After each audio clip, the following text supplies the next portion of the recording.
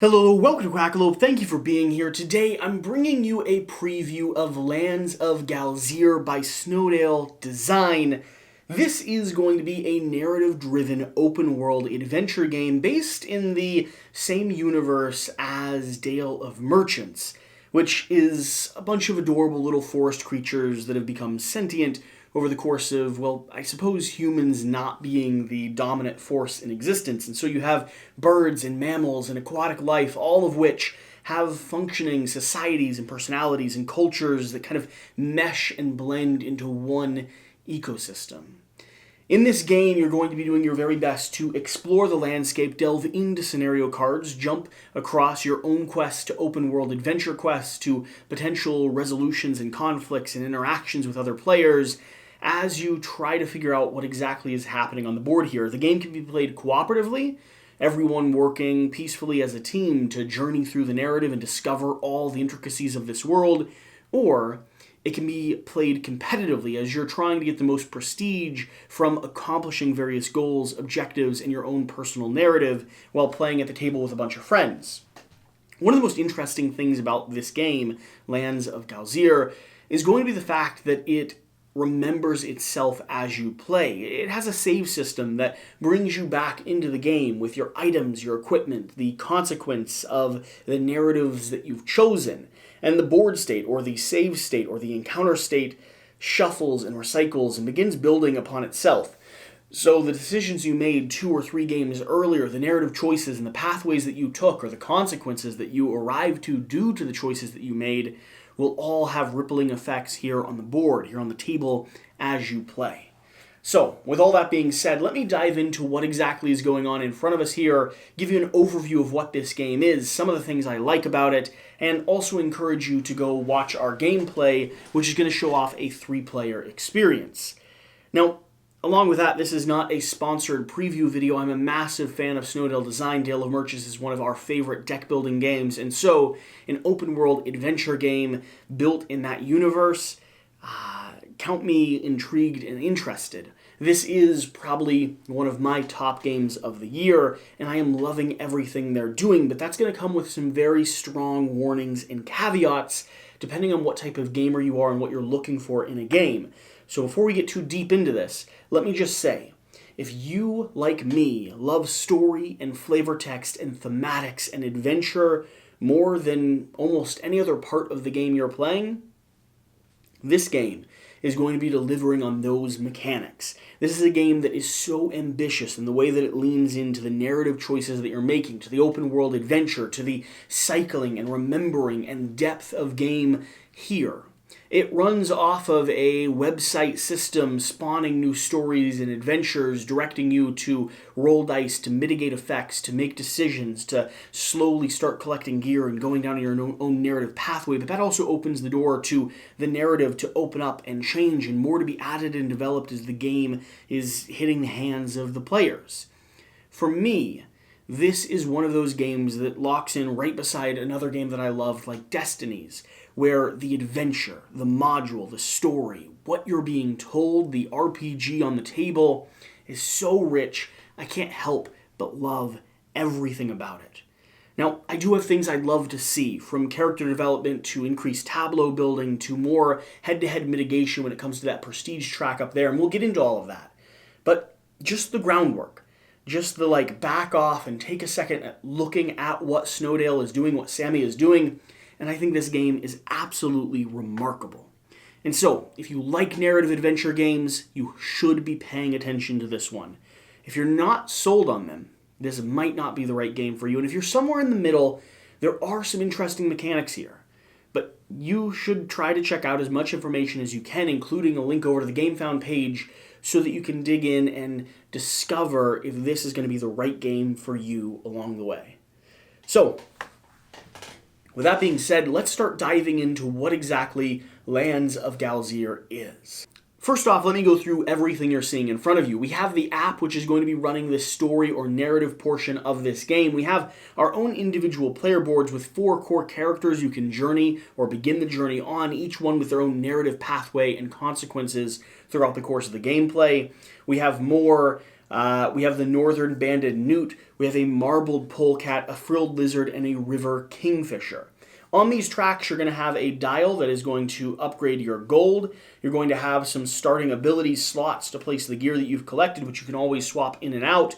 And you're going to have your stat dial. This stat dial is going to deal with your personality or your own individual equipment. And that is going to deal with what type of dice you can roll. You see, every dice is mitigated based off of what its probability is. The black dice, which are going to be the basic dice, are going to have one of every symbol. Then you start getting into specifics. For instance, here with more, I have 2 blue notches, meaning I could roll 2 theater dice when I do a dice check. That could give me a green, a purple, or a double-sided blue, but none of the other icons. That's where this mitigation starts coming into play. You're going to have a lot of control and maybe some high chances for success on certain attributes and abilities that lead through your narrative adventure, but every now and then you'll come across some where you're rolling a predominant amount of black generic dice, and these dice have the same odds for every symbol. Now, there will be tableau building, there will be equipment and discards that give you more control over the decisions you're making, but this track here is going to be the nature of your dice game. It's going to control the way that you interact with the world, and you're going to have certain moments throughout every gameplay that allows you to start adjusting your personality trait, determining where and how you want to build your character depending on the narrative route you go down and what you continue running into. Like, for more, I did have a lot of theater checks in my own adventure, which meant leaning into that was the right move. Up here on the main board, you're going to see a variety of things, from our characters moving around on these different roads and networks to the different stopping zones that'll trigger some kind of midday events, and also the locations that we can explore. Every one of these will be able to pop up and off the board, being replaced by others as the game continues. And on the back side of the board, which I can spoil there a little bit, is going to be a separate side. We're currently playing on the fall or on the spring and winter side. On the back side, we're going to have I believe this is spring and summer. On the back side, we're going to have the fall and winter.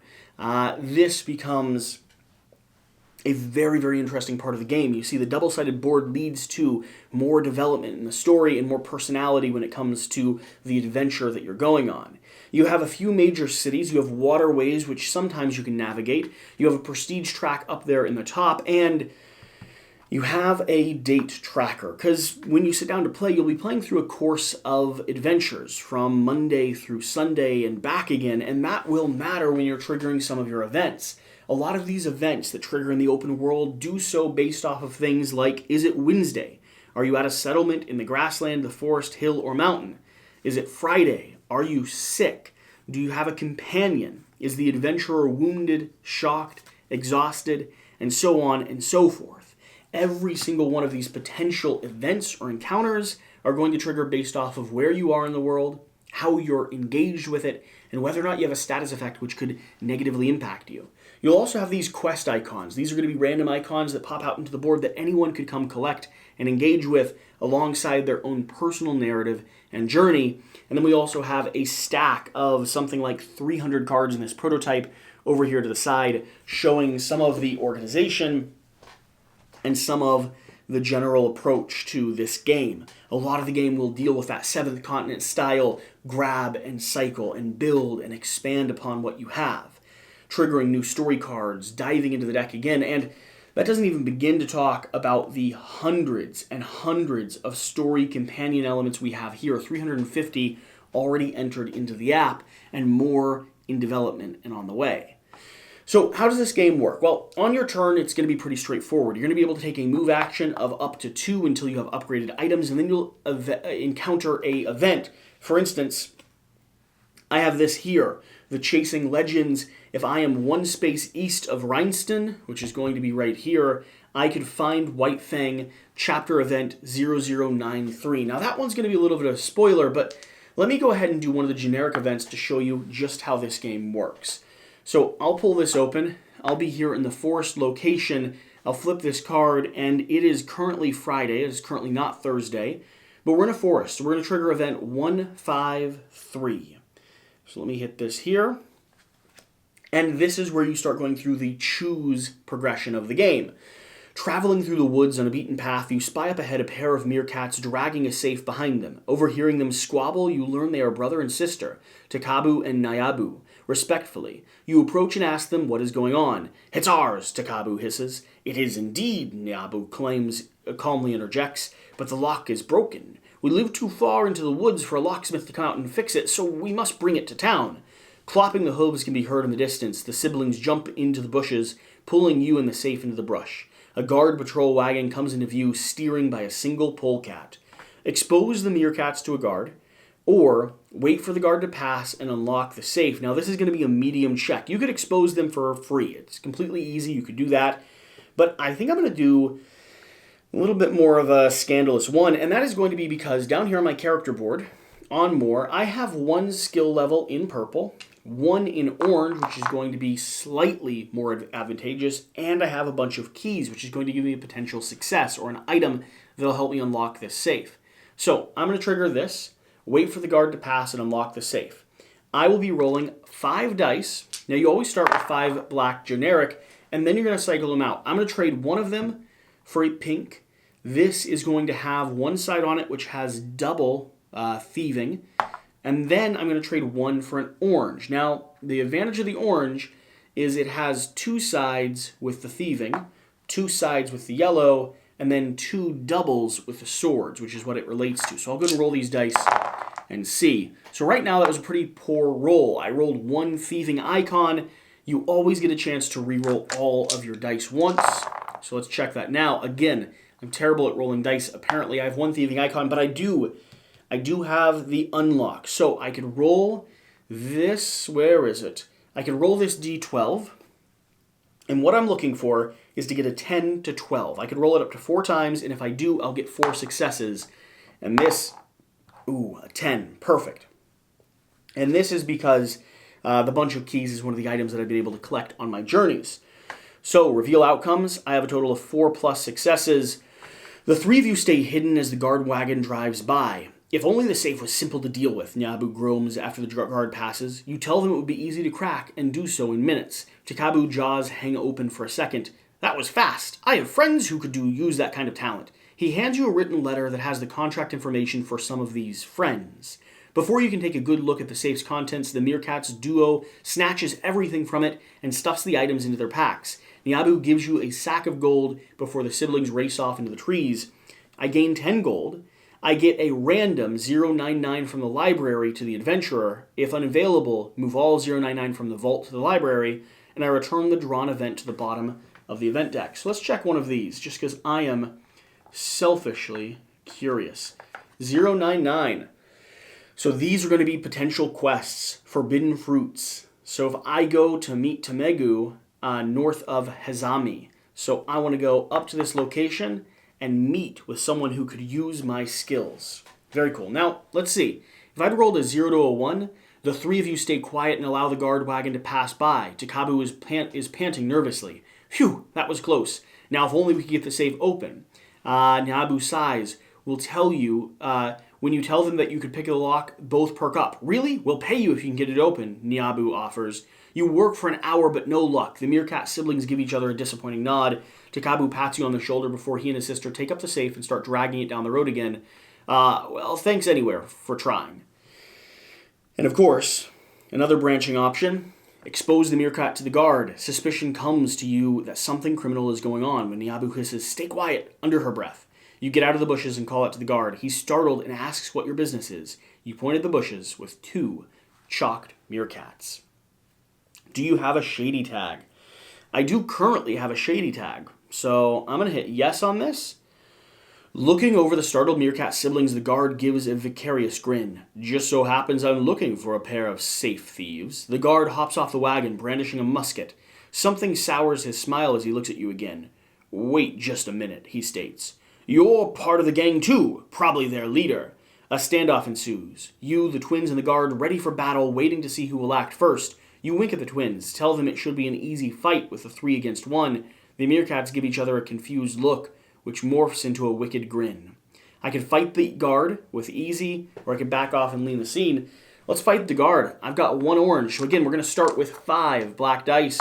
I'm going to trade 1 for an orange because that's going to give me a double sword icon. And I'm going to trade 1 for the pink, which I used last time, because that's going to give me 2 sides with a single sword icon.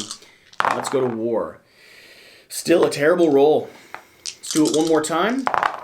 And I am absolutely awful at this. Wow. Okay. Well, it was terrible. Reveal the outcomes, 0. Whew. So it'll be a fight.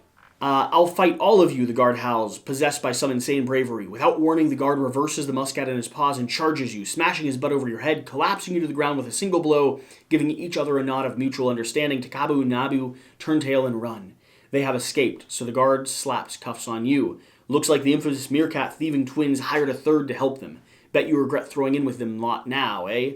Loading you in the safe into the wagon, the guard leads the nearest settlement. You should get a new career. Well, move the adventurer's figure to the closest settlement, and I get a thing that says I'm in jail, which you then have to break out of, and friends could help you do so. And let's check 3+.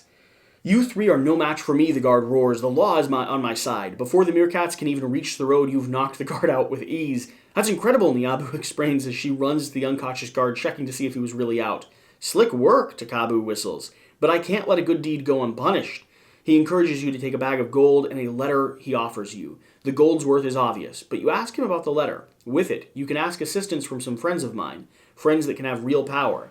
The twins load the safe into the wagon and drive off. You gain 7 gold. You get card 217 from the Library of Adventurers, which is Favor from the Underworld, which is a pretty powerful card. And you take 115 from the library and place it on the notice board, putting an event in the notice board that you could trigger. So that's how the narrative portion of this works. Of course, branching storylines and pathways, and every player is going down and engage with their own adventure. And that's the core crux of this game. From there, it expands and swells, and the story starts spinning wildly out of or into control. I absolutely adore what this game is doing.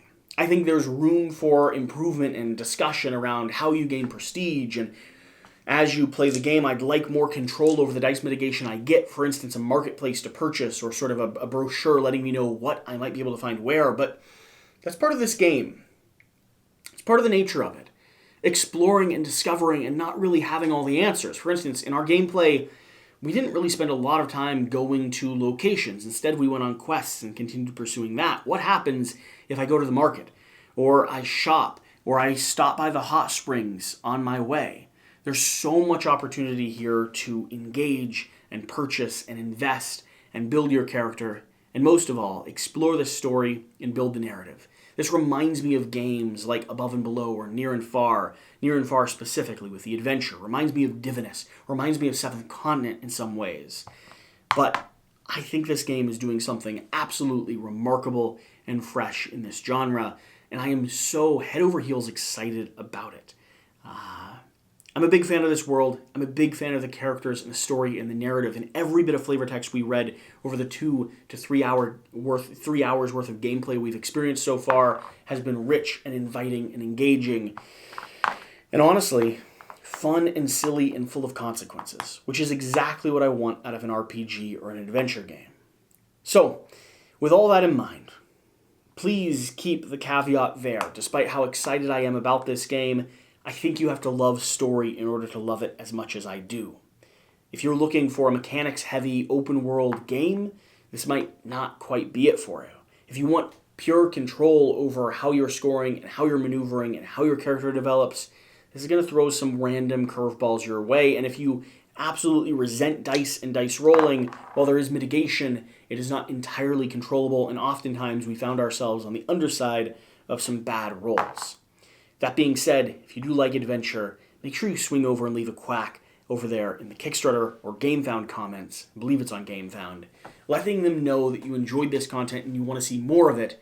And also, when you finally get this to the table, keep an eye out for some mysterious ducks looming around the borders. I don't advertise exactly where it is, but we've been informed there might be a duck and a goose floating around. And I'm thrilled to be a part of this. So, I am so glad I was able to cover this game, show it off to you, be excited about something that fits right into the niche of what I would love to create and design and develop and play myself. Lands of Galzyr is a game that I am looking forward to adding to my collection. I cannot wait to journey through and share more with you as time goes on. Whatever the case, though, whatever you do, remember to do the important thing. Get out and play some games. We'll see you next time. Thank you.